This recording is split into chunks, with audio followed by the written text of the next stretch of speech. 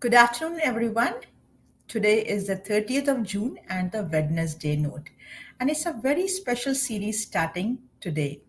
Our youth volunteers have joined in to bring you a four-part series about what matters most to the youth, the teenagers, the millennials.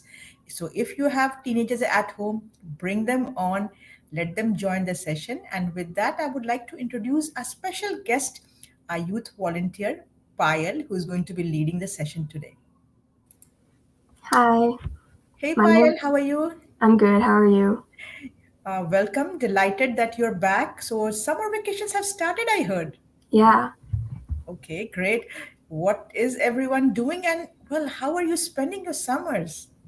So this summer I'm just trying to relax because the last school year was very crazy with everyone at home and just sitting at home all the time. This summer it's definitely a nice break from all that, and it's very important to relax. And the first thing we can do to relax is by getting vaccinated so we can lessen our stress from COVID. Wow, excellent, Payal. That's a great start. So, you have a lot of information you want to share as to how you and students like you, teenagers like you, can spend the summers effectively. hmm So, can you introduce yourself and share what you have for today's topic? Yeah, so my name is Pyle. I'm a senior in high school in Gurnee, and today I want to talk about how teenagers can spend their summers effectively and get a break from school and recharge and just relax, and also how you can be productive during the summer and um, lessen your stress from COVID. What else can students be doing, Payal? I know first thing is the vaccination. hmm What else do you think students should be doing? Should they be cleaning their closets and also their mind? Yeah, I think that's a good idea. Obviously, you don't want to be doing that all the time, but maybe just to divert your mind, you can maybe clean out your closets or donate some clothes or something like that. Why is it important that the students actually clean their minds also with whatever was going on last year or this year? Yeah, it's very important because if you keep all of the stress and stay overwhelmed, then it's just going to damage your mental health and it will stay with you. If you clean your mind, you'll feel better, you'll feel refreshed, happier, and you'll be more productive and more motivated as well.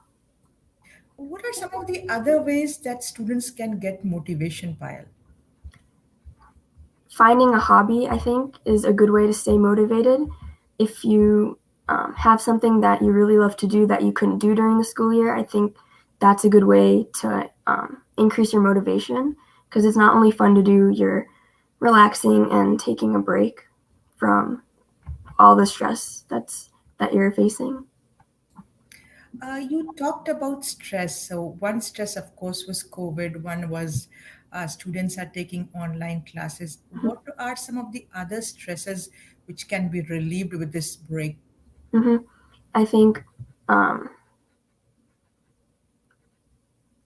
like for me, I'll be a senior in high school this year, and that means college applications. So I'm just doing a little bit each day, so I'm not so stressed when school comes. I'm researching colleges, but not so much as to get overwhelmed.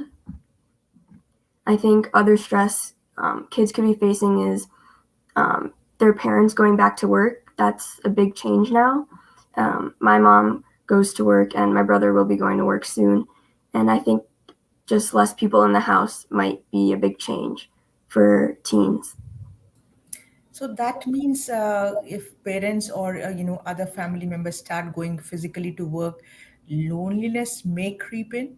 Mm-hmm. Yeah, because this entire past year we've been surrounded by family, so I think loneliness is definitely um, part of the stress that students are facing. And I think for that, finding, like I said, a hobby is a good way to combat loneliness. Or also, I think if you make a schedule about what you want to do during the week, I think that will um, increase motivation and keep you productive, or just making plans with friends is a good way to um, combat loneliness. And you think loneliness is a factor in bringing stress to students? Do you think that makes them vulnerable? Um, Meaning, if someone is lonely, you may be more prone to be sad or upset. yeah, hmm because if you're lonely, I mean, maybe you might just keep overthinking about something. You might not have someone to talk to, and I think that can definitely lead to being more sad or upset.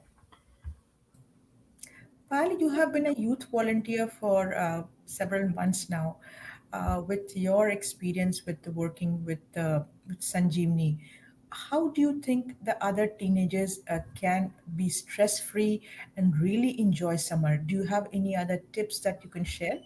Yeah, so like I said, making plans with friends, that's a good way to help you stay connected with them. Or you can exercise as well, maybe just like 10 or 15 minutes every day. That can really divert your mind and make you more energized for the rest of the day.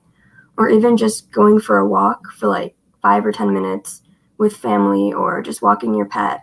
I think that's also a good way to go out and spend time with nature. Or you can listen to music, or you can get a job as well. I know a lot of my friends have jobs and it helps keep them busy. Or you can also volunteer. That's always a good way to stay productive and have fun. Awesome tips, Payal. I think this is very useful. We have what 4 6 weeks more left before school or college starts. Payal, have you also come across students as your friends who may be starting college? And do you think they have concerns to spend the summer effectively or not so effectively? Yeah, I think that's, I don't have many friends going into college um, this fall, but from what I do know, I think they are a little stressed about getting prepared for college, as well as it'll be a huge change for them. So I think they definitely want to do as much as they can before they go to college, like spending time with friends. But I think the weight of having to go to college is also bringing them a lot of stress. Sure, but college is an exciting part of a student moving out to high school. So Yeah. anyone who's watching this, if you have a teenager who is concerned, who has questions, they can always reach out to Sanjeevni. They can talk to Payal. They can talk to other youth volunteers who are teenagers or young college students, and peers can also help peers.